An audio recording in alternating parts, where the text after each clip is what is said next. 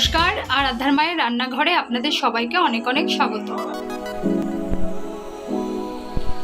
আজকে আমি করব কচুর শাক। তাই এখানে আমি কচুর শাক কেটে নিয়েছি, কেটে ধুয়ে জল ঝরতে দিয়েছি। এবারে আমি এটাকে একটু ভাপিয়ে নেব।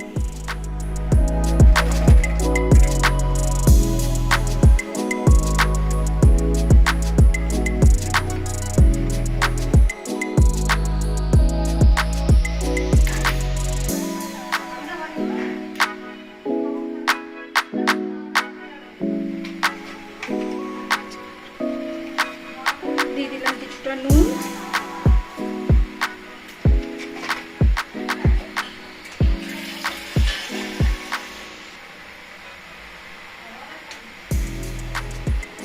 দিয়ে দিলাম কিছুটা জল। শাকটা সেদ্ধ হয়ে গেছে, এবার আমি নামিয়ে জল ঝরিয়ে নেব।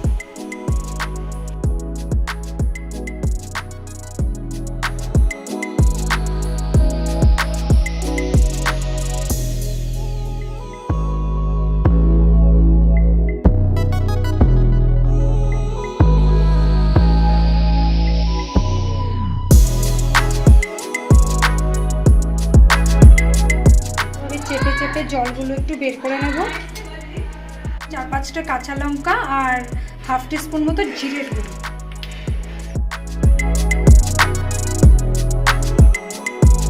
এবার আমি কচুর শাকটাকে ফোড়ন দেওয়ার জন্য নিয়েছি এখানে জিরে, মৌরি, শুকনো লঙ্কা, মেথি আর তেজপাতা।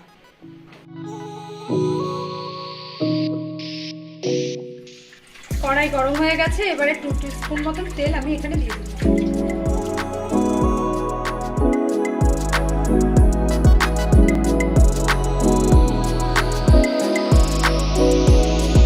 তেলটা গরম হয়ে গেছে, এবারে ফোড়নগুলো আমি ছাড়ব।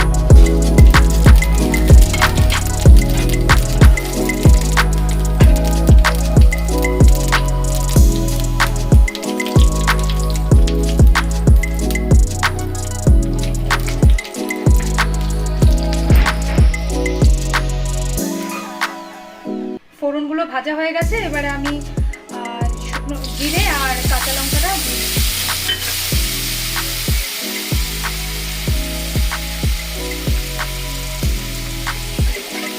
দিয়ে দিলাম। হাফ টিস্পুন হলুদ,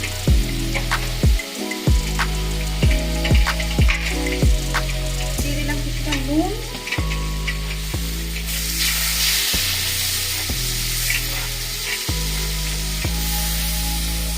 এটা নিরামিষ ভাবে হচ্ছে, ছোলা দিয়ে করব আমি। ছোলা সেদ্ধ করে রেখেছি।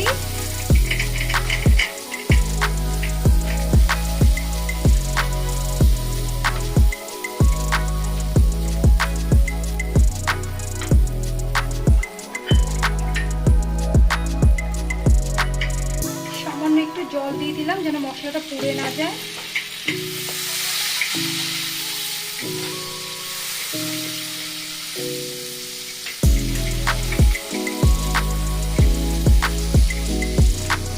মশলা থেকে কাঁচা গন্ধটা চলে গেলে এবারে আমি শাকগুলোকে আস্তে আস্তে করে ছাড়ব। মশলাটা কষানো হয়ে গেছে, এবার আমি শাকগুলো ছাড়ব।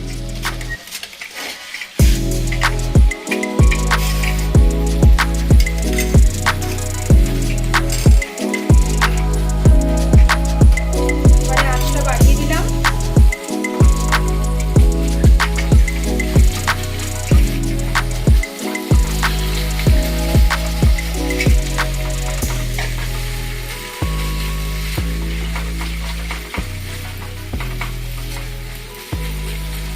মশলার সাথে ভালো করে শাকগুলোকে আমি এখানে মিক্স করে নেব।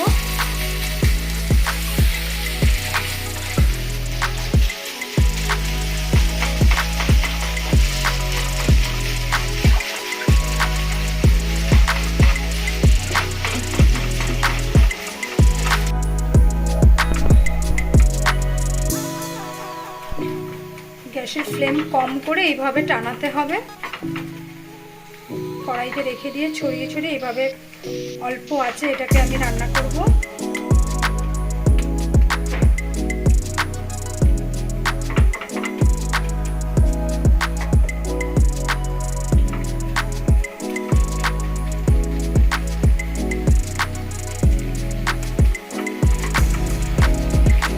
কম আছে আস্তে আস্তে করে রান্না করবেন, তাহলে আর কচুর শাকে যে মাঝে মাঝে যে একটু কোনো শাক হয় যে গলা চুলকায়, সেই ব্যাপারটা হবে না। ভালো রকমভাবে জলটা টেনে গেলে তাহলে আর গলা চুলকানো সেই ব্যাপারটা হয় না।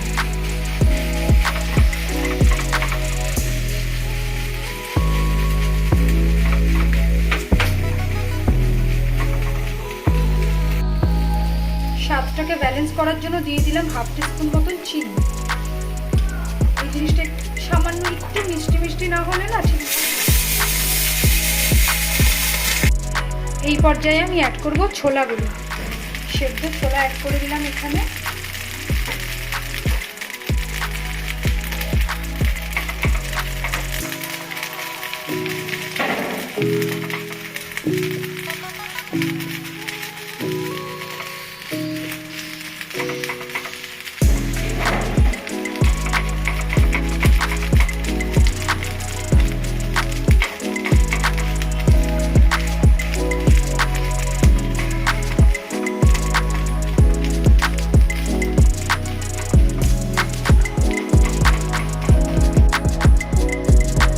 রান্নাটা প্রায় শেষের পথে হয়ে গেছে প্রায়।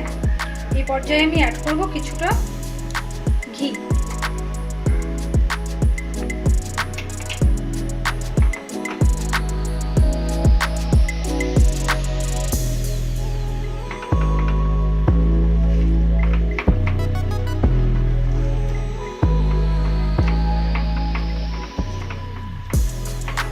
আমাদের বাড়িতে যখন গোপুকে যখন ভোগ লাগানো হয় তখন আমরা এইভাবেই কচুর শাক রান্না করি, আর গোপালকে এইভাবেই কচুর শাক নিবেদন করি। আমরা এইভাবেই রান্না করে নিবেদন করি। এবারে ফ্লেমটা জাস্ট 1 মিনিট বাড়িয়ে দিয়ে রান্নাটা আমি শেষ করে নেব। খুবই সিম্পল রান্না, কোনো রকম খুব বেশি মশলাপাতি এতে ইউজ হয়নি। সামান্য শুধু মশলার মধ্যে শুধু জিরের গুঁড়ো ইউজ হয়েছে সামান্য। একদমই কম তেল মশলায় খুব টেস্টি একটা রান্না। ট্রাই করবেন আপনারা সবাই, আশা করি খুব ভালো হবে। আজকের মতো আমি ভিডিওটি এখানেই শেষ করছি। আমি আরাধ্যার মা, দেখা হবে পরের ভিডিওতে।